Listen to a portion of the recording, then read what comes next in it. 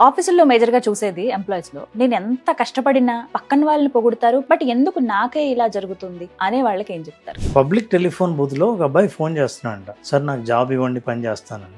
అస్సలు అవసరం లేదు అన్నాడు. ఇంకా కొంచెం తక్కువకైనా పని చేసి ఇంకా మీకు ఎక్కువ పనులు చేసి పెడతాను, తక్కువ శాలరీ ఇవ్వండి అన్నాడు. అయ్యో, అబ్బాయి ఎందుకు అంతగా అడుగుతున్నావు? ఏం లేదులేండి సార్, నాకు ఆల్రెడీ జాబ్ ఉంది అన్నా. ఎలా అసలు ఇది పాసిబులా కాదా? నేను నా వాచ్ అమ్ముదాం అనుకుంటున్నాను, ఎంత ఇవ్వగలరు దీనికి? Around 5K. మీ వాచ్ ఎంత అండి? చాలా బాగుంది. ఇది కొనకుండా అది ఎందుకు కొన్నారు? అయినా దానికి 5,000 ఎందుకు పెట్టారు? ఓకే, నేనుగా కాకుండా వాళ్ళలాగా ఉండాలని అనుకోవడం నన్ను అవమానించుకున్నట్టేగా. నమస్కారం, వెల్కమ్ టు సుమన్ టీవీ. నేను గీతాంజలి. ప్రస్తుతం మనతో పాటు leadership and performance coach Ram Jaladurgam గారు ఉన్నారండి. ప్రస్తుతం మనం చాలా ట్రైనర్స్ ని చూస్తూ ఉంటాము మన లైఫ్ లో ఎదిగే విధంగా, కోచెస్ లాగా. అలాంటి వాళ్ళకి ట్రైనింగ్ ఇచ్చినటువంటి వ్యక్తి ప్రత్యేకించి ఇప్పుడు ఒక స్పెషల్ కోర్స్ తో మన ముందుకు వస్తున్నారు. మనం పనిచేసేటువంటి కంపెనీల్లో మన శాలరీని డబుల్ చేసుకోవడం ఎలా అనేటువంటిది ఒక 21 రోజుల ఒక అద్భుతమైన ప్రోగ్రామ్ ఇది. ఈ కోర్స్ నేర్చుకోవచ్చు ఎవరైనా కూడా. బట్ మనకి దీనికి సంబంధించి చాలా డౌట్స్ ఉంటాయి, అవన్నీ ఇవాళ వీడియోలో క్లియర్ చేసుకుందాం. సార్, ఆఫీసుల్లో మేజర్ గా చూసేది ఎంప్లాయీస్ లో నేను ఎంత కష్టపడినా, ఎంత బాగా పర్ఫార్మెన్స్ చేసినా, ఎంత వర్క్ బాగా చేసినా పక్కన వాళ్ళని పొగుడుతారు, పక్క వాళ్ళని ఇంకా ఎంకరేజ్ చేస్తారు, వాళ్ళ వర్క్ ఎలా ఉన్నా సరే మెచ్చుకుంటారు. బట్ ఎందుకు నాకే ఇలా జరుగుతుంది, నేను ఏం మార్చుకోవాలి, లేకపోతే ప్రాబ్లం వాళ్ళదా నాదా అనే వాళ్ళకి ఏం చెప్తారు? అంటే పక్క వాళ్ళని చూసి కాదు కానీ మనల్ని మనం ఎప్పుడు చూస్తున్నాం అన్నది చాలా ఇంపార్టెంట్. మనకు అంత టైం ఉండదు. మీకు ఒక చిన్న స్టోరీ చెప్తాను. ఒక పబ్లిక్ టెలిఫోన్ బూత్లో ఒక అబ్బాయి ఫోన్ చేస్తున్నాడంట, సార్ నాకు జాబ్ ఇవ్వండి పని చేస్తానని. ఆ అవతల అతను, అక్కర్లేదమ్మా, నాకు ఆల్రెడీ నా దగ్గర పనిచేసే అబ్బాయి ఉన్నాడు, నాకు ఎవరు అక్కర్లేదు అన్న. సార్, ఆ అబ్బాయి కంటే సగం జీతానికి నేను పని చేస్తాను, నాకు ఇవ్వండి అన్నాడు. అస్సలు అవసరం లేదు అన్నాడు. ఇంకా కొంచెం తక్కువకైనా పని చేసి ఇంకా మీకు ఎక్కువ పనులు చేసి పెడతాను, తక్కువ శాలరీ ఇవ్వండి అన్నాడు. అవసరం లేదమ్మా అని అన్నాడు. ఆయన సరే అండి అని ఫోన్ పెట్టేసి. ఈ మాటలు వింటున్న పక్కన ఒక వ్యక్తి, అబ్బాయి ఎందుకు అంతగా అడుగుతున్నావు, సగం శాలరీకే చేస్తా అంటున్నావు, ఆయన వద్దంటున్నా అడుగుతున్నావే అన్నా. ఏం లేదులేండి సార్, నాకు ఆల్రెడీ జాబ్ ఉంది అన్నాడు. జాబ్ ఉన్నా సరే జాబ్ కోసం అడుగుతున్నావా అన్నాడు. అదేంటి మరి ఎందుకు అట్లా అడగాల్సి వచ్చింది అని అంటే, నేను జాబ్ చేసేది ఆయన దగ్గరే అండి అన్న. మరి మళ్ళీ ఆయనకే ఫోన్ చేసి జాబ్ అడుగుతున్నావు, ఆయన ఏమో ఇవ్వను అంటున్నాడంటే, ఏం లేదు, అసలు ఆయన ఎవరైనా తక్కువకు నేను పని చేస్తా అని సిద్ధంగా పడితే నన్ను తీసేయడానికి సిద్ధంగా ఉన్నాడా లేదని నేను చెక్ చేశాను. సగం జీతాన్ని నేను పని చేస్తా అన్నా కూడా అక్కర్లేదు అన్నాడు. చూసారా, నా పర్ఫార్మెన్స్ ఎట్లుందో నాకు అర్థమైంది. ఇది ఉన్నంత కాలం నా జాబ్ సేఫ్ గా ఉంటుంది అన్న. సో మన పర్ఫార్మెన్స్ ని మనం ఎలా ఉందో ఎప్పటికప్పుడు చెక్ చేసుకుంటుంటేనే నువ్వు స్ట్రాంగ్ గా తయారవుతావు. పక్కవాడి పర్ఫార్మెన్స్ చూస్తున్నంత కాలం నీ పర్ఫార్మెన్స్ లో లోపాలేమో మీకు అర్థం కావు. సో ఆ కంపారిజన్లు మానేయాలంటారు. కంపారిజన్ చాలా ప్రమాదకరమైందండి. మీరు ఎప్పుడైతే కంపేర్ చేస్తారో, ఫర్ ఎగ్జాంపుల్ ఒక 2 పొద్దుతిరుగుడు పూలు ఉన్నాయండి, సన్ఫ్లవర్స్. ఒకటేమో బాగా ఎదుగుతూ సూర్యుడు ఎటు తిరుగుతే అటు తిరుగుతూ చాలా ఆరోగ్యంగా ఎదుగుతుంది. ఇంకోటేమో చాలా బలహీనంగా ఉందంట.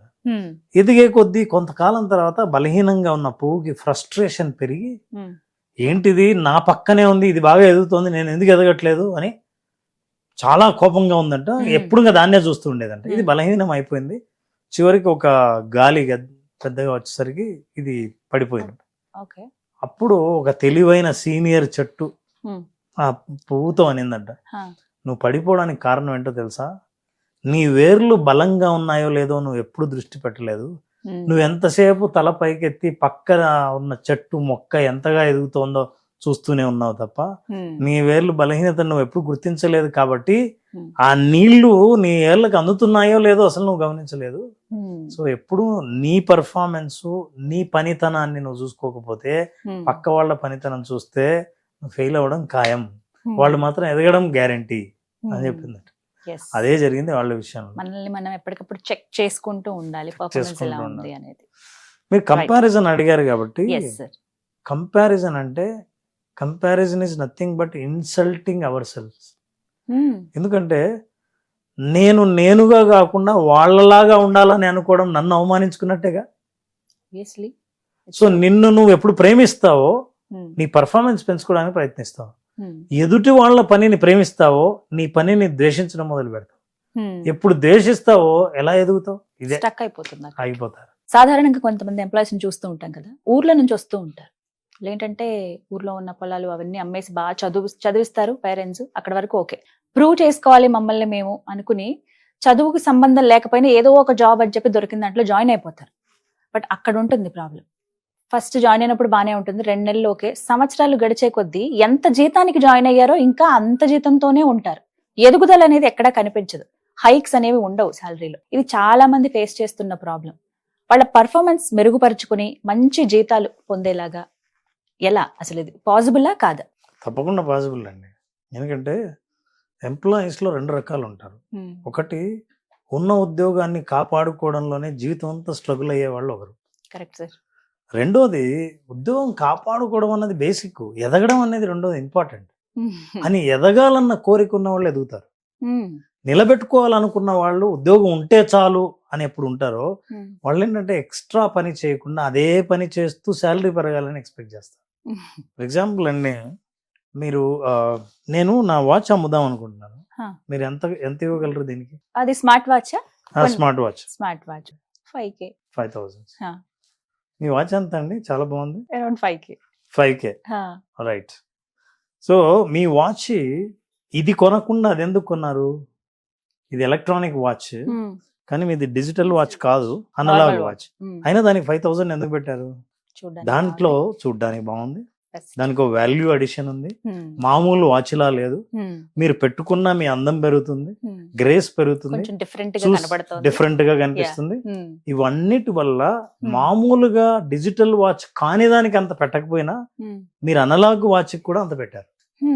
ఏ ఎంప్లాయీ అయినా సరే వర్క్ చేస్తుంటే వాల్యూ ఎక్కువ ఎంత యాడ్ చేస్తారో అంత ఎక్కువ శాలరీ ఇద్దామని ఏ ఆర్గనైజేషన్ కైనా అనిపిస్తుంది. ఓకే, అయితే నేను వాల్యూ ఇచ్చానని చేసిన ఎంప్లాయీ అనుకుంటే సరిపోదు, శాలరీ ఇస్తున్న కంపెనీ అనుకోవాలి నీతో చాలా వాల్యూ ఉంది.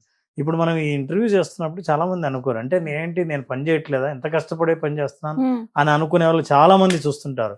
ఈ విషయాన్ని మీ మేనేజ్మెంట్ లో ఎవరితో అయినా సరే ఒక్కరితో అనిపించినా సరే మీకు ఎక్కువ జీతానికి మీరు అర్హులని అంటారు.